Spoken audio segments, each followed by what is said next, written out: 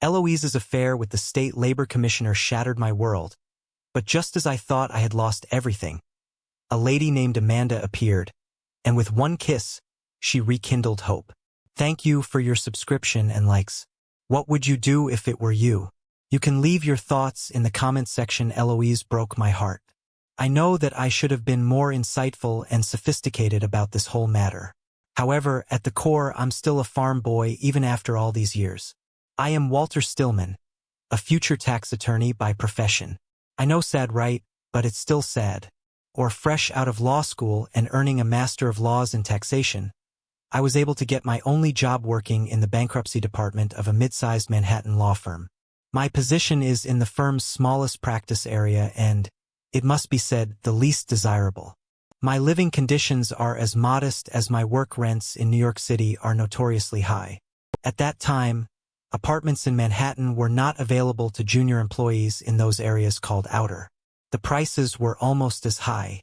After much searching, I found a room in an apartment with two other impoverished souls at the end of a subway line in Brooklyn.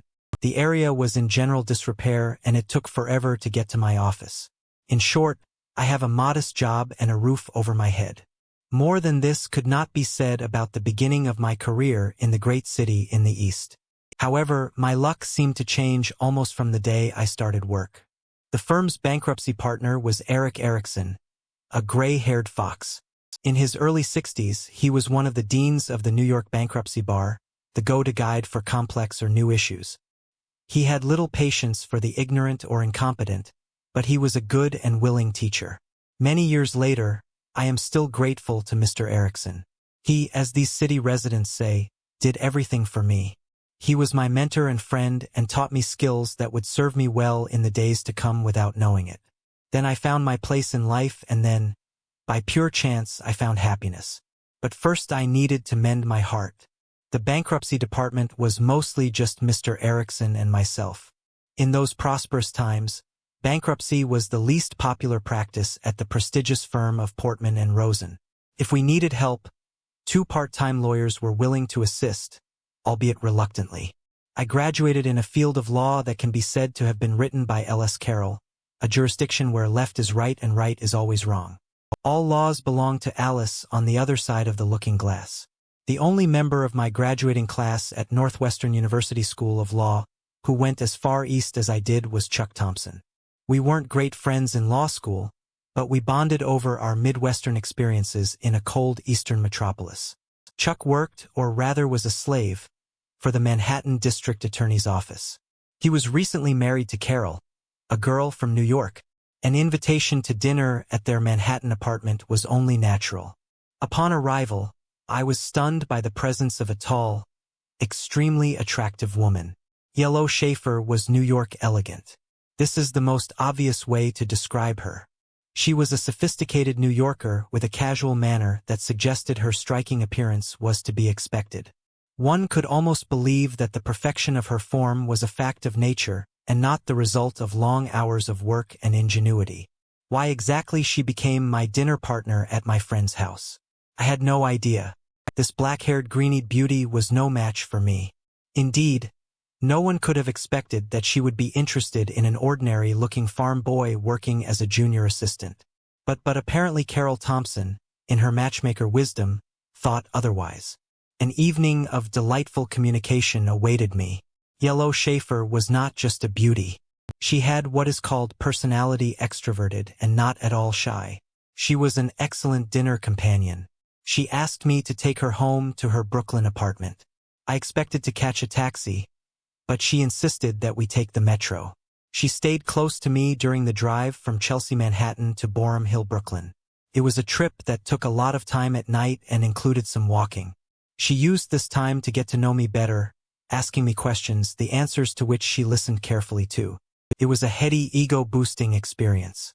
At the door of her apartment, she insisted on rewarding me with a kiss for my efforts to accompany her home. It was a scorching hot kiss. She could melt iron with that kiss. She acknowledged the fact with a knowing smile, as she waited patiently for the dumb farm boy to get the message. "Can I see you again?" I asked. With some effort, we found a mutually agreeable time for our official first date, and then, with a second less heated kiss, she bid me good night. I flew back to my dingy abode at the far end of Flatbush Avenue, not believing that I could be so lucky. 5 weeks and 4 dates later, I was in a deep valley of despair. The night before, Eloise had informed me that she would not be able to see me over the weekend. The reason was her previous commitment to another. With great difficulty, I extracted the name of Rodrigo Ruiz from Eloise. Finding this man was a surprise. He was the state labor commissioner, a very tall, handsome, elderly man with whom one would expect intimacy from a woman like Eloise. Apparently, I didn't hide my despair very well, because Mr. Erickson called me into his office. "So, Walt, what wiped that stupid Midwestern smile from your face, leaving despondency in its place?" Eric asked. "Sorry, this is personal. I wouldn't want to bother anyone with my problems." There's no point in hiding anything from Eric. I thought so soon he had the whole story. He leaned back in his chair, folded his hands as if in prayer, and rested his chin on his fingertips. "When I was a boy," he began, "this city was still ruled by the Irish and Jews. It was interesting to watch them third and even fourth-generation Americans who spoke with an accent or inserted Yiddish phrases into their speech. These were men and women who had graduated from Forum and Columbia but had mastered the art of being professionals with an ethnic flair. Now they are no longer there. Sometimes I miss the fun they brought to political art. Politicians are now black professionals or Latinos. They lack the same pizzazz, or so it seems to me, and I think they take themselves too seriously. Sorry, Mr. Erickson, I don't understand. My deepest wish is that you never lose your Midwest innocence," he said. Sign Walter. "Your girlfriend's man was born Rodney Kaufman. His father was the heir to the Kaufman department store fortune, and his mother was Puerto Rican Jewish. Louise Ruiz Rodney is married to Sophie Sloan, a member of the wealthy Sloan family. For political reasons, he took his mother's surname and the Spanish version of his first surname. Roy Boy is a professional Latino and a full-time politician. Your lady apparently will prefer to him for 3 good reasons. First of all, the man is 47. Your lady is much younger. Secondly, he is married to a good Jewish woman with whom he has 3 children.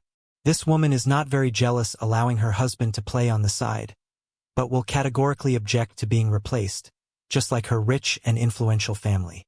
And thirdly, there is Roy himself in his family. These are progressive times, but I doubt he's looking to insult his wealthy and politically supportive family by dating a Christian girl. But what if she's dating him? I noted Eric frowned impatiently as he did when asking stupid questions. How old is this lady? He asked. 29. A lady with a neglected biological clock, and you are a suitable 26-year-old lawyer. I think you failed to correctly assess your weight in this matter. The introduction of Roy Boy into the equation was only meant to give you the proper motivation to move forward for dates at this age. With a 29-year-old single woman means things are serious. So either be serious or get lost, concluded Eric Erickson. After talking with my boss, I felt better and, moreover, encouraged on our next date. I pressed the point and was rewarded with a warm response. If we move on, I need to know that things are serious with you. She said. I can ask the same thing. Are you serious? I answered once again, thinking about how smart ER is. She took me to her bed. I wasn't a virgin, although I didn't have much experience. She had much more experience, and she used every bit of it. I barely survived. That night, I moved into her apartment for a week. The apartment was large by New York standards, with one of those hallways that seemed to go on forever. A marriage proposal was inevitable. She started dropping hints as soon as I moved into the apartment. When we met, Eloise was 29, working as an associate manager at Sanderson Financial Management, already in the ranks of senior management, and soon after our engagement she became a vice president. I realized that she was smart and somewhat meticulous, but I was almost shocked by her organizational skills. Preparations for the wedding took barely 6 weeks. Family-wise, she was the eldest of 3 children and the only daughter. Her father, also a lawyer, worked in real estate development in Westchester and Putnam counties north of New York. As far as I can tell, he was very interested in politics. That's why they planned a really big wedding so well and quickly. Death reduced my family to just my only sister, Nancy, who now lived with her friend on the West Coast near Portland. She stopped talking to me the day. She told me she was a lesbian. Maybe it was because I wasn't delighted, but some kind of CM appeared that could no longer be closed. I invited her to the wedding, but she refused. My own career had settled into a comfortable rut. Now I was doing less serious things without Eric's help. He didn't hide the fact that he was preparing me.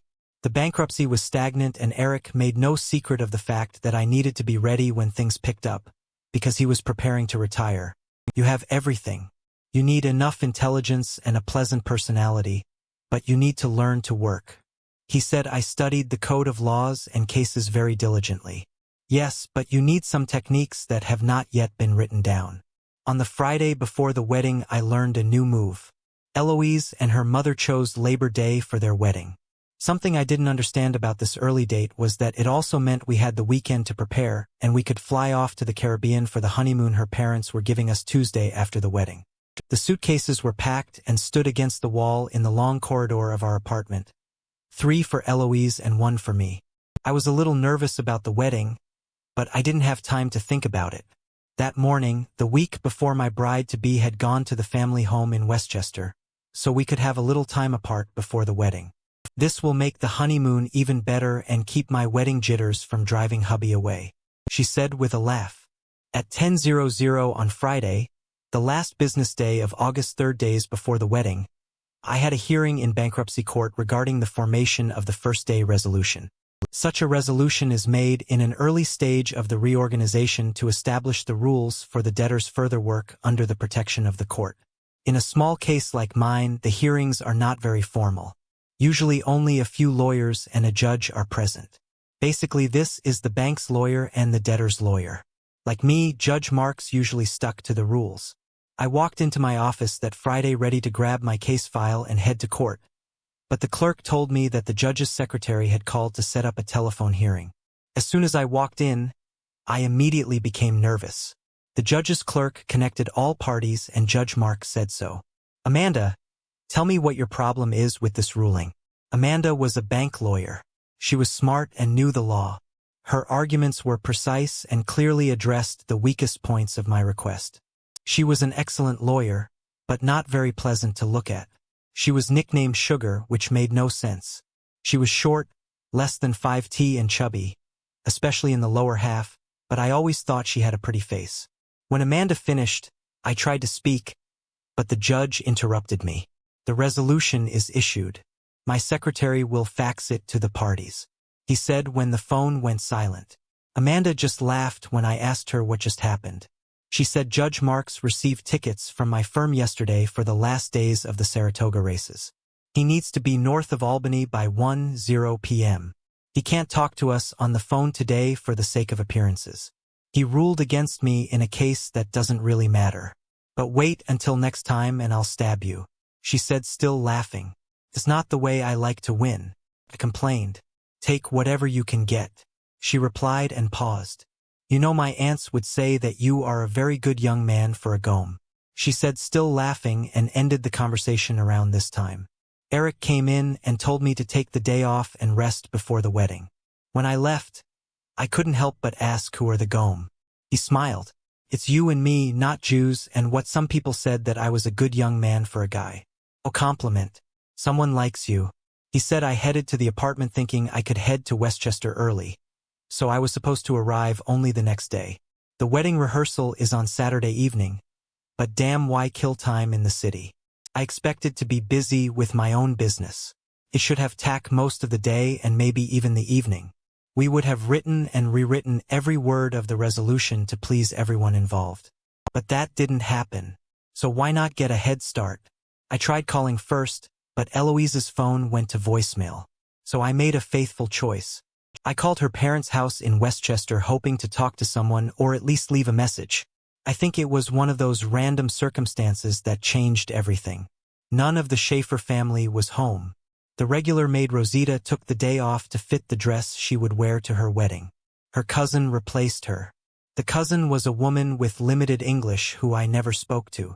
She didn't recognize my name. I want to leave a message for Miss Eloise.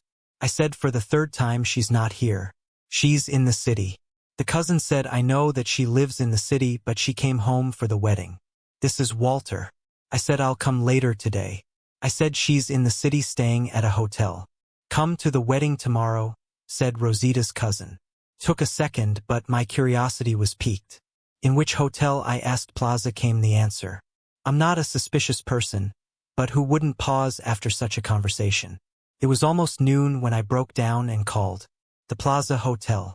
Our reception took place in Westchester County, not at the famous Plaza Hotel in New York City. Something was happening that they didn't tell me about. There was a bachelorette party last week, but perhaps the ladies decided to have another prenuptial celebration. I called the hotel and asked for ELO Schaefer. No one was registered under this name then. Perhaps it was self-doubt that made me ask, how about Rodrigo Ruiz? No, sorry, answered the young woman. Try Rodney Kaufman. There was a pause, and she said, yes, Mr. and Mrs. Rodney Kaufman are staying with us in the honeymoon suite. Please connect me. Could still be someone else. Not such a rare name, I said to myself while the beeps were ringing. When the man answered, I almost hung up, but I had to ask, ELO Schaefer, please. It's for you. I heard him say hello. She said I recognized her voice but could not speak. Hello, is anyone alive there? She asked. There's no one there. He answered yes. He asked, hello, this is Walter. You shouldn't come to the wedding. I won't be there, I said finally, finding my voice as I hung up. I heard her scream my name before the phone went dead. I don't remember the next thing. Well, I was shocked. I sat in the apartment as if paralyzed. In a sense, I was paralyzed. It seemed as if the strength had left my body. Everything good in my life seemed to disappear. It was all a lie, romance, living together, a fashionable apartment. It was our apartment, but in fact, according to the lease agreement, it belonged to her. My mind was in lockdown mode. I knew that I needed to get up, grab my suitcase from the hallway and leave. I had nowhere to go, but I needed to get out of the place where I was. Someone opened the apartment door. It was her. I wondered vaguely how she got here so quickly. I looked at my watch and saw that it was already 2:00. It occurred to me that the judge should be at the races. This fact changed my life. Walter, we need to talk. She said, have you been there all week? I asked. She stood in the middle of the living room, her eyes avoiding meeting mine. We just said goodbye, she said, so it didn't end like that. I said, stop it. You know that I love you. How do I know this? I'll never see him again. We broke up. She said, why? I was with him for 7 years, almost from the day I moved to the city. No, why finish? Because I'm marrying you. On Monday. She said, no, you're not going out. Walter, please be reasonable. Everything is arranged. More than 300 guests will come. She said. I didn't answer. There was no point. I stood up and walked past her. Where are you going? We must work things out, she cried. I grabbed my suitcase and went out. She followed me, screaming for me to stop. In the end, she gave up. I wandered aimlessly for quite a long time. I vaguely felt that I was heading towards the bridge. It was getting dark and I was tired of walking. I crossed Court Street near City Hall, found a small bar. It was full of people on a Friday night, but I found a dark corner and crawled into it. Hello, she said. I looked up and saw Sugar Moskowitz. She had a glass in each hand. She placed one in front of me. I thought you look like you could use it. She said, thank you. I stuttered, taking a sip of a very strong drink. It's called a Stinger, and as you can see, I'm not a religious girl. She said, religious? I asked. She smiled. It was a beautiful smile, and she explained, drinking at the singles bar with the Gome on a Friday night. And what should I tell my mother about that suitcase? When she said this, I lowered my eyes, suddenly remembering my suitcase. Oh, I had to leave.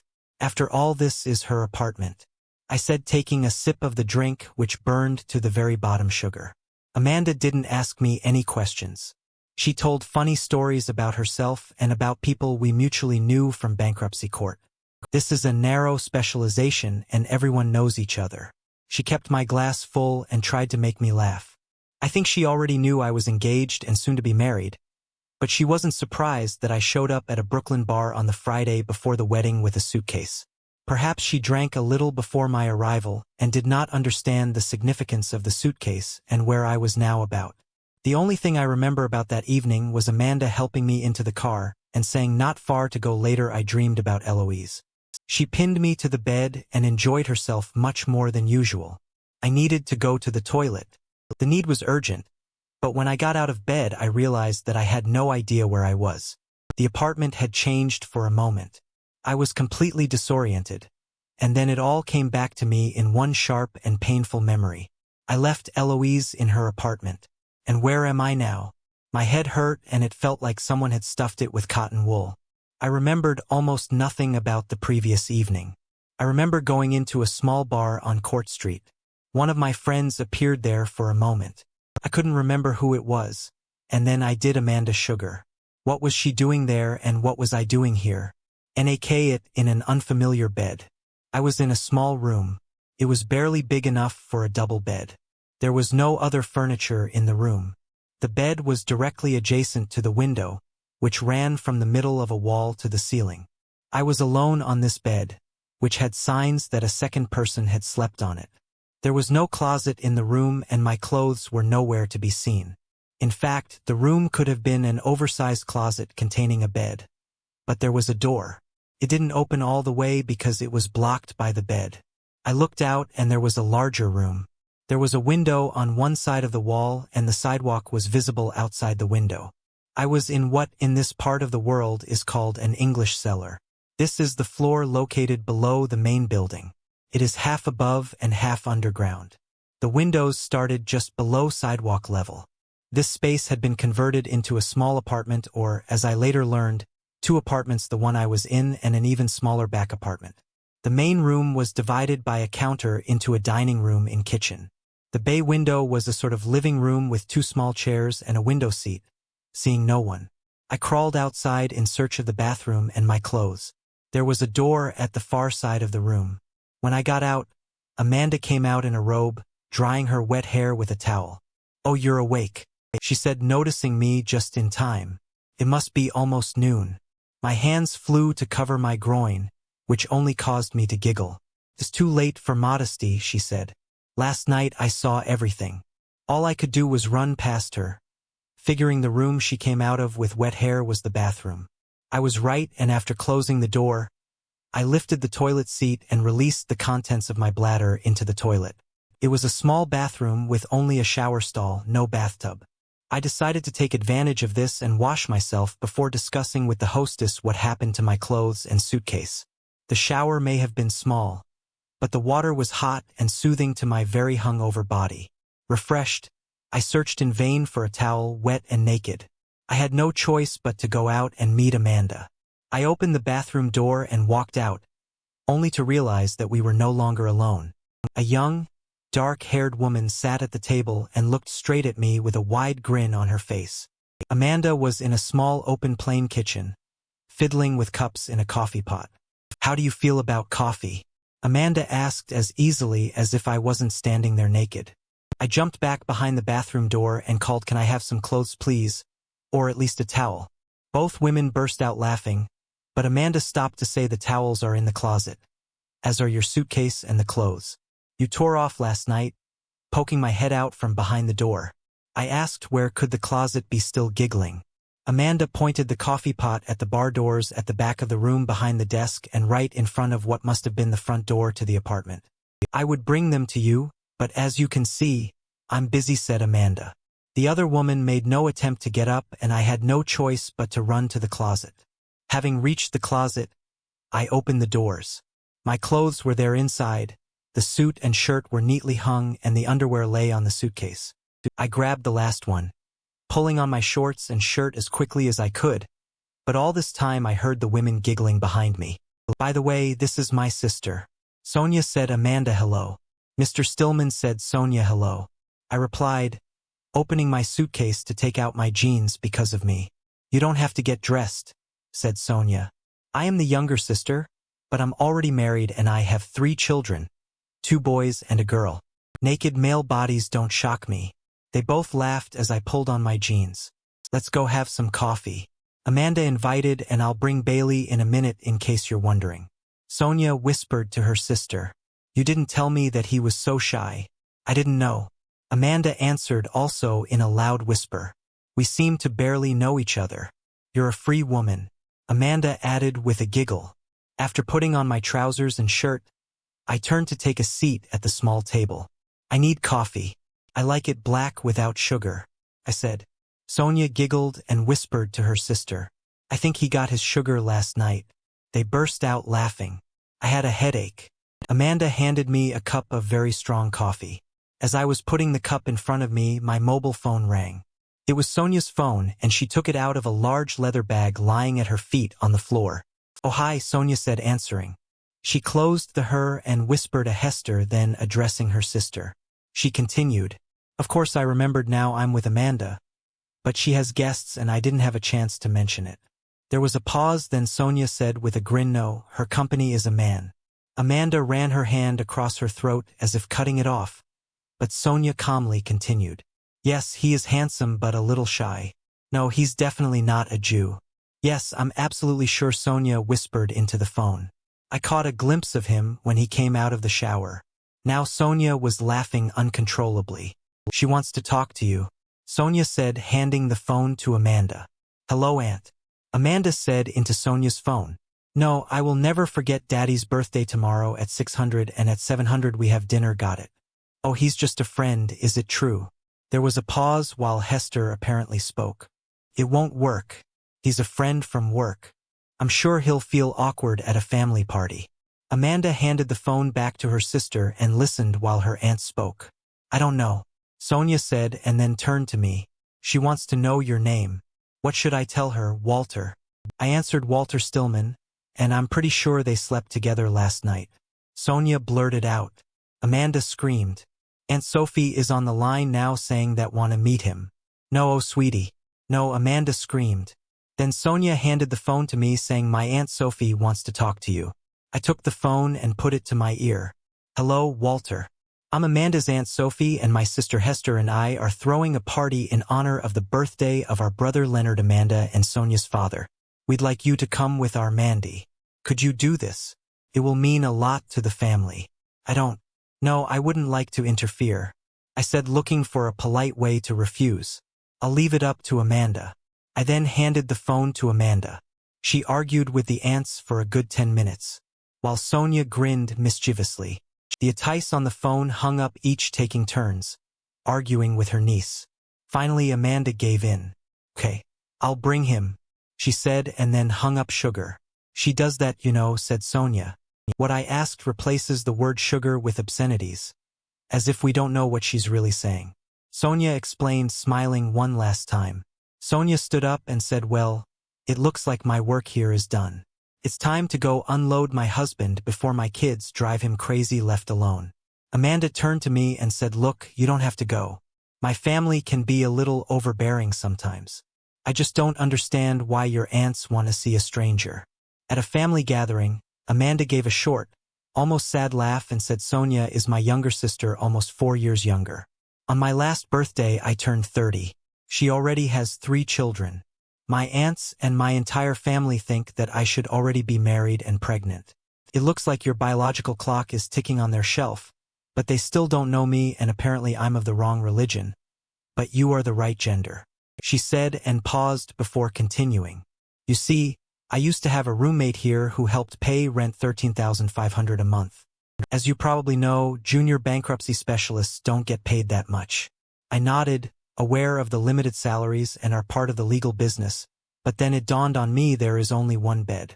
Was your roommate a woman? Yes, but don't rush to conclusions.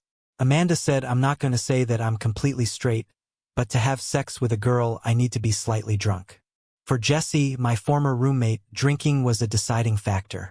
She wanted a relationship that I couldn't give her. And here I am, almost straight, the Jewish spinster. I thought about what she said as I munched on a bale, a flat breakfast roll that has a dented center and is usually topped with onion flakes. It looks a little like a bagel, but it's not the same. Finally, I asked the question that had been nagging at me, were we together? Last night, Amanda burst into loud laughter and said, Yes, we were together, although I didn't really like being called Eloise. Sorry, I said, feeling my face turn red. Hey, don't be prudish. We were both a little drunk. She said, "What's up? You were very drunk." I drank my coffee for a long time and tried to figure out how my life had taken such a strange turn. Yesterday morning I was on the phone pursuing a case against a woman now sitting across from me in a robe, one Amanda affectionately known as Sugar. Yesterday morning I was excited about my upcoming wedding to Eloise the next day. I had already lost Eloise and was discussing yesterday's sex with the same Amanda. "This is too much." I said. "What?" Amanda asked. I said, "Eloise and the fact that I'm here with you." I replied. She didn't laugh, but looking back, it was hard. "Listen. You had a hard time with and all that. How about relaxing here today?" Amanda suggested. I thought for a moment. "I don't think I can stand being alone right now. If you don't mind, I'll stay." She smiled and said, "Fine, we'll make my heterosexuality worth it." So we did and returned to bed. Sex with Amanda was different from sex with ELO. However, Amanda was so enthusiastic about sex that I was amazed. "Wow, you sure like this?" I said. "It's been a long time since the last guy," she muttered, "but not girlfriends." I asked out of curiosity. She propped herself up on her elbows and looked at me. "I've slept with a lot more women than men if that's what you're asking, but it's not for sex." I lay next to her and a little further on the bed in one swift movement. She was on top of me. She looked me in the eyes and said, "In my opinion, nothing compares to a man in sex, but in a relationship I need more than just sex. I need someone I can relate to, and more than that, I need someone I can respect as a person." "How do I fit this definition?" I asked. "You are a very respectful partner in bed. It's obvious that your fiancé has put a lot of effort into improving your skills." She said. I didn't have a good answer to this statement. I resented the implication, but ELO did give me a lot of training in bedroom skills. However, Amanda continued, "You are here in my bed because you are a good person. I've been watching you never hurt anyone. If you can help it. You are honest and treat women as people, not objects. In short, you are one of the good guys. This is a group that is in short supply right now." I answered. "This is all very good. But is this really how a novice lawyer looks like?" "You were following me." I accused. "Followed you?" "Well, of course I followed. I saw you on Court Street and followed you to the bar, didn't I? If Miss Eloise Schaefer has lost track of her trophy fiancé, I'm not one to miss the opportunity. I'm not a trophy." I insisted. "You're not going to say that she was in love with you?" she asked. "No, probably not," I said, feeling all the sadness of the situation wash over me. "Sorry," she said. "I didn't want to offend you with those words." She slid down my body and we were once again in the grip of passion. In the end, we ordered dinner to go and after eating fell into an exhausting sleep. The Atice called in the morning reminding Amanda about the upcoming party and asking if she could come early to help with the preparations. "Mandy, don't forget to take Walter with you. Sonia told us all about him and everyone really wants to meet him." And Hester told Amanda. "I don't know what Sonia told you, but he's not my boyfriend." Amanda clarified. "Well, bring him anyway. He knows he's invited. If he comes, he will come," Amanda said and hung up. "As far as I understand, they are waiting." I said with a grin. "You don't have to go." Amanda said, "What else should I do? I don't want to be alone right now." I admitted Amanda had distracted me from the disaster in my personal life and I had no desire to sit and dwell on what Eloise had done. "Okay," she said, "but be aware that you will be subject to scrutiny and treat as a potential suitor." "Well, in a sense I am the groom, but if you don't mind, let's keep my personal problem a secret." I said. "Sounds good to me that Eloise doesn't exist anymore, but just for today because you're going to have to deal with her, and the sooner the better," I replied with a slight sigh.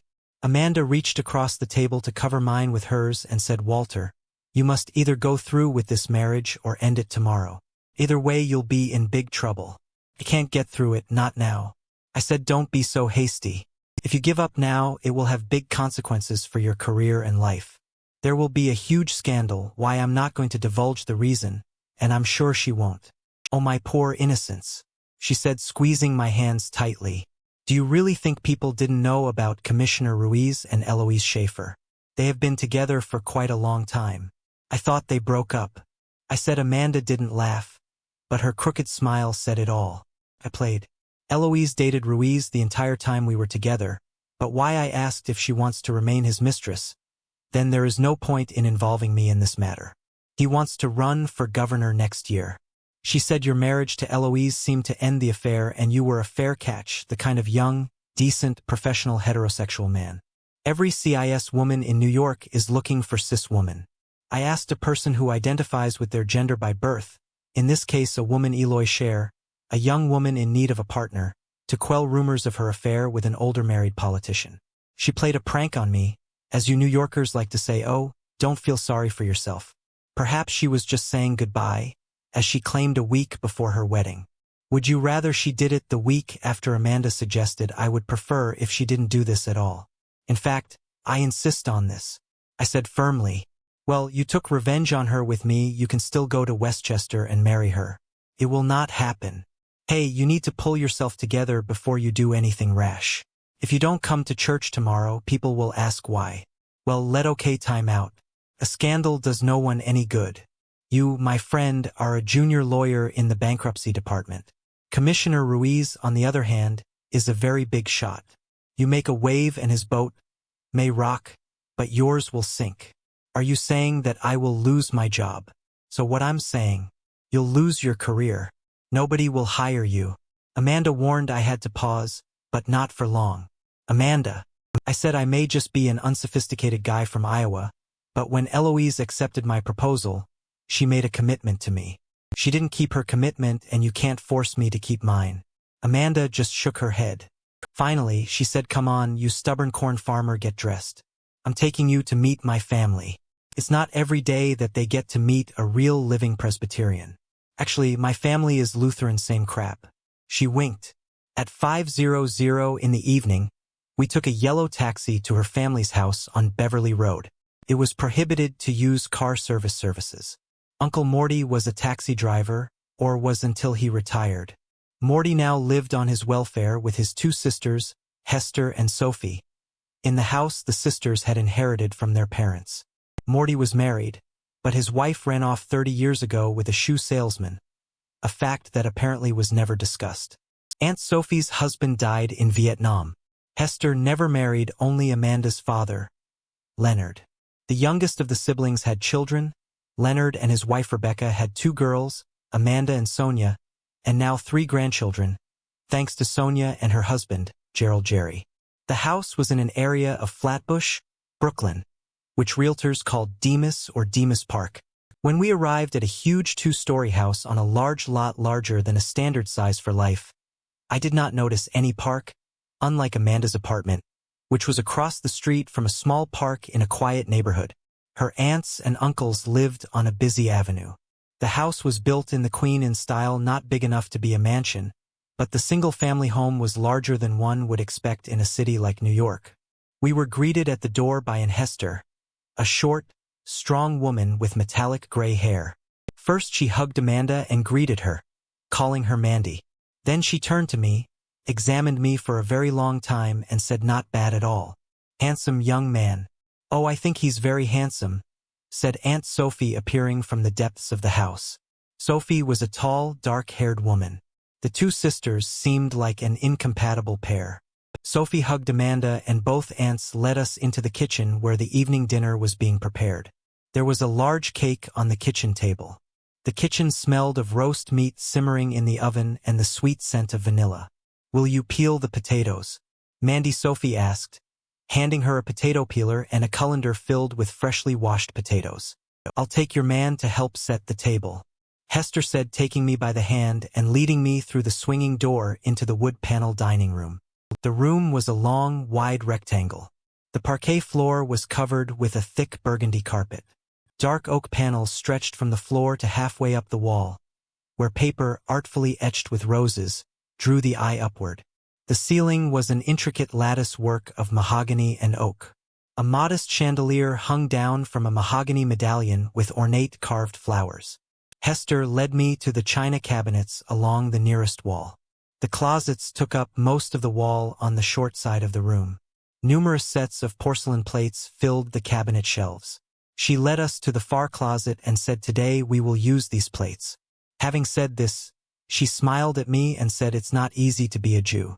All these utensils are needed, At that time I only had a vague idea that one set of dishes was intended for meat and the other for dairy. Hester handed me a stack of plates and we began to set the massive table with claw legs. It was covered with a snow-white linen tablecloth. I couldn't resist and secretly examine the bottoms of the plates and the tags on the linen. Porcelain was brought from England and linen from Ireland, the real thing, I thought, just like people real. While Hester set the table and I carried the dishes, she seemed to question me aimlessly. I assumed that this was done to separate me from her niece soon. She already knew my entire personal history, with the exception of the failed marriage when we put the last silver fork on the last plate. She said casually, "It doesn't hurt, just a small piece. Most children don't even cry." The meaning of these words escaped me, however. Before I could ask for an explanation, we heard a noise in the corridor. A powerful female voice called, "I'm here, and I brought the birthday boy." It was Rebecca, also known as Judge Levon of the U.S. District Court. As it turned out, she was Amanda's mother. Her father was Leonard, a professor of economics at New York University. I was invited to Leonard's birthday party. Hester pushed me into the kitchen while she went to greet her brother and sister-in-law. When I entered the kitchen, Amanda was peeling potatoes and putting them on the stove. She turned to me and said, "We need to wait here while my aunts break the news that you were here as their guest." "Am I going to be a problem for you?" I asked, suddenly feeling the need to protect her. "No, but perhaps a little shocking. I've never brought a man home before. Mom can be a little critical, so be prepared." The situation was awkward and only got worse when we were called into the living room to introduce me to her parents. The living room was a large, comfortable room furnished in the style of the first half of the 20th century. This room could feel calm, but I felt tension on the way. Amanda took a small box from the light jacket she had hung in the hallway. When we arrived that day, the box was clearly wrapped as a birthday present. There was an awkward silence when we entered the living room. Father Sugar broke the silence with a smile and a joke. "Is this young man my birthday present?" "Mandy?" he asked. "No, Dad," Sugar answered quietly. "I brought you this." She walked over to give her father the gift she had brought. She didn't let go of my hand, and I realized that she had been holding it tightly for some time. "Well," said her father, "I was hoping for a son-in-law, but I'm sure I like this too." At these words, he smiled at his daughter, opening the package. He took out a baseball that was clearly used. His smile widened as the others looked at him in confusion. Leonard said thank you and then picked up the ball.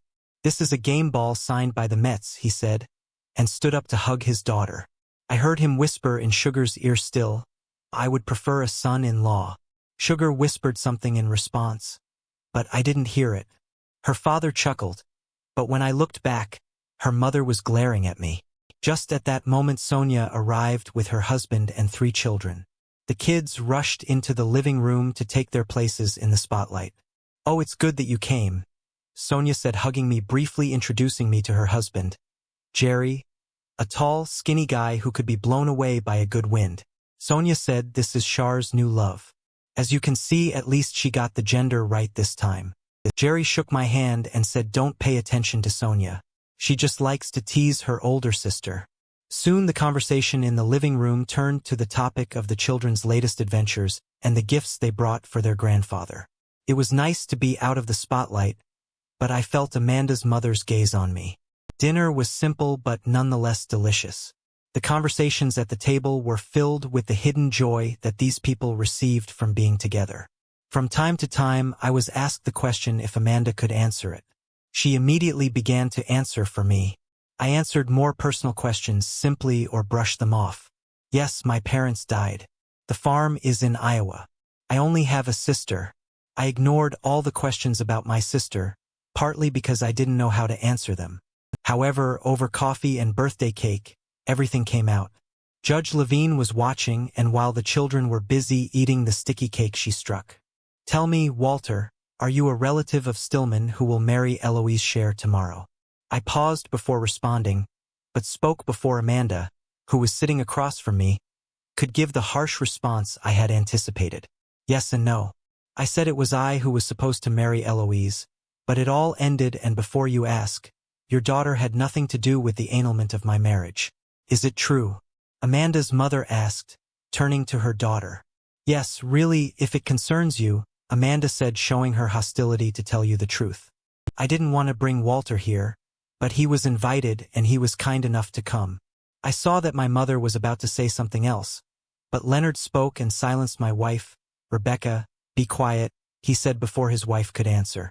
Obviously, the young man found out about Mr. Kaufman. I've been watching Walter all evening and he doesn't seem like a man who could put up with this. It was as if he had splashed cold water on his wife's face. The judge was suddenly speechless.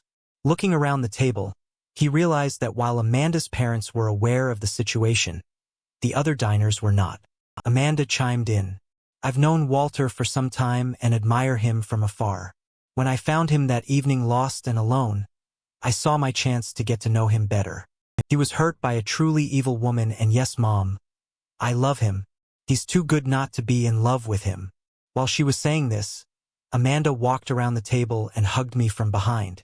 Well done, my niece, Uncle Morty said, ending the conversation on the topic of Amanda and me. I don't remember well what happened after that, except that there was an atmosphere of general satisfaction at the table. As we drove away in the yellow taxi, I turned to Amanda. Are you serious? I asked what she asked, trying to avoid answering. I couldn't stand it and demanded, when you said you loved me, were you serious? The taxi seemed to become very quiet, and then she slowly raised her head and said, I love you. When I first saw you many months ago, I wanted you, but now it's more than just attraction. I love you, Walter Stillman. 30 minutes later, I was arrested. Eloise apparently sat in our apartment all Friday evening, waiting for my return. Where did she think I could go? However, when I had not returned by the next morning, she became desperate. The wedding was scheduled for Monday, and she suddenly became afraid that I might not come in a panic. She called the only person who, in her opinion, was losing more than her, Rodrigo Ruiz aka Rodney Kaufman. Immediately they began a search through the police. It took them a day to interview all the bartenders on Court Street to find out that I had left the Shadow Lady bar in the company of a short brunette. Since Amanda and I had taken a taxi at 12:00 to her apartment in Cobble Hill, the police decided to interview all the taxi drivers working in the area that night. It wasn't until late Sunday that they determined that the taxi had dropped us off at the corner of Clinton and Congress. They quickly determined that the corner basement apartment belonged to Amanda Moskowitz, a woman matching the description of my companion. On Friday night, the police found only a dark and empty apartment, but undaunted they stationed a couple of patrol cars to await the occupant's return. It was the eager court head of officers that Amanda and I found. Upon arrival, they quickly took me away, despite Amanda's objections. At midnight, I found myself in a small room that was in dire need of cleaning in a new coat of paint. They sat me down at a table and handcuffed me. No one explained what crime I was accused of. Someone opened the door and ELO entered. She looked beautiful as always. So you were responsible for this? I demanded. My tone was harsh and my anger and disappointment were obvious. She looked a little dazed as she stood on the other side of the table. There were 2 chairs on her side, but she made no attempt to sit down. Walter, please try to understand. When you didn't come home, I became worried that something had happened to you. That's why you arrested me for what I asked. You were not under arrest but under guard until a possible psychiatric examination, said a tall, very handsome man. In fact, he was more impressive than his photographs. He entered quietly, and while he spoke, he moved towards Eloise. He was more than 20 years older than me, and all his efforts could not hide his middle age. I saw that he was making great efforts to check the influence of time. Rodney Kaufman. I believe I said this with all the venom I could put into my voice. Rodrigo Ruiz. But Walt, you can call me Rod, because I hope we can become friends. For you, Mr. Stillman, and I have no desire to be friends. It's a pity, because I believe that you are in a difficult position and could use my friendship. I raised my arms a few centimeters, causing the chains to tighten on the table. You can keep me here, but not for long, I said with more confidence than I felt. I hope long enough for you to listen to Eloise. She stood there without saying a word, but now she spoke. Walter, you are acting under the wrong impression. Rod and I are just friends. Whatever relationship we had is over. If you had stayed late on Friday, I would have told you everything. We have a saying in Iowa. I may have been born at night, But it wasn't. Last night I found you in his hotel room. I objected. Whatever it is, the two of you have a wedding date is set today, and it is in everyone's best interest that you stick to it. Sorry, but I refuse to marry this traitor. I said. Eloise let out a slight cry of pain, but Rod just smiled and said, language. Please, let's maintain composure. Would you rather I call her, because that's who she is? I realized that I had slightly hurt Rodney, but he continued to smile. Eloise turned away. Crying such an attitude will lead to big troubles. You are being very stupid, young man. Eloise is a wonderful woman who will make a great wife. If you don't get married, there will be a terrible scandal. Reporters are expected at this wedding. This is a social event. Eloise's reputation will be ruined, as will mine, because of course the reason will become known. People love to gossip, and this would be great gossip. I was told that you have a promising career in a prestigious company. If you don't marry Miss Schaefer today, your career will evaporate and I doubt you'll find work anywhere else. He threatened. Now it's my turn to smile. I wouldn't marry her for the senior partner position, and I certainly wouldn't stay as a junior lawyer in the bankruptcy department. I told you that he would be unreasonable, intervened Eloise, who had her back to me and was clearly crying. Rod just sighed and said, okay, Mr. Stillman, how much will it cost me to make Eloise? Mrs. Stillman, believe me, you don't have enough money. It doesn't have to be forever, a year or two, and then a quiet divorce. Won't people ask why I challenged him? He didn't flinch, and something told me that he had more than one iron in this fire. The situation at the time of divorce will be my problem. Name your price for marriage within 2 years. He said. How long has she been pregnant? I asked. Finally, realizing Eloise turned to me, the child could be yours. You know, she hissed. Yes, I said, but I think I'll wait for the DNA test. Rodney just said, how many? No way in the world. I almost spat at him. Further conversation was interrupted by the appearance of a short, fat, bald man of about 60. He was followed by 2 uniformed officers. Upon entering, he said, hello, Rod, Miss Schaefer, and you must be Walter Stillman, he said, putting his hand on my shoulder. I'm your lawyer S. Libowitz, and this, he said, handing Rodney the paper, is a copy of the writ of habeas corpus that I just filed for registration. You got up quite late, didn't you? Sigh, said Rod. Well, you know how it happens. Things are going a little slow. Miss Schaefer acted in the best interests of her fiancé. You're forcing us to seek a forced commitment. Rodney threatened. I don't understand how you can do this, since the warrant was issued on behalf of his sister. His only living and closest relative woke her up, didn't you? Sai said. Rod, actually no, it's still early on the West Coast. Commissioner Rodrigo Ruiz, a.k.a. Rodney Kaufman, shrugged. He was defeated. Sai brought me out and Amanda was waiting for me. Her mother, the judge, woke up. I and the judge, who signed the order for my release. That was the last time I saw Eloise. The child was never born. I don't know the reason. I know that her biological clock was ticking, and I know that she wanted his child. Not me. However, I am sure that if the choice was between a scandal that would harm her lover and an abortion, she would choose the latter. As for his threat to ruin my career, I have no doubt that Commissioner and gubernatorial candidate Rodrigo Ruiz tried everything he could to ruin it, but circumstances intervened. From the 2nd to the 14th of September 2008. I took leave for my honeymoon and my destruction never took place. The day I returned to work, September 15th, Lehman Brothers filed for bankruptcy and the financial world was turned upside down. Eric Erickson became the most important partner in the firm and I became the most important lawyer. It took 6 months of 90-hour weeks for Amanda and me before we could get married. We had to make it in time since she was pregnant and it was clearly visible.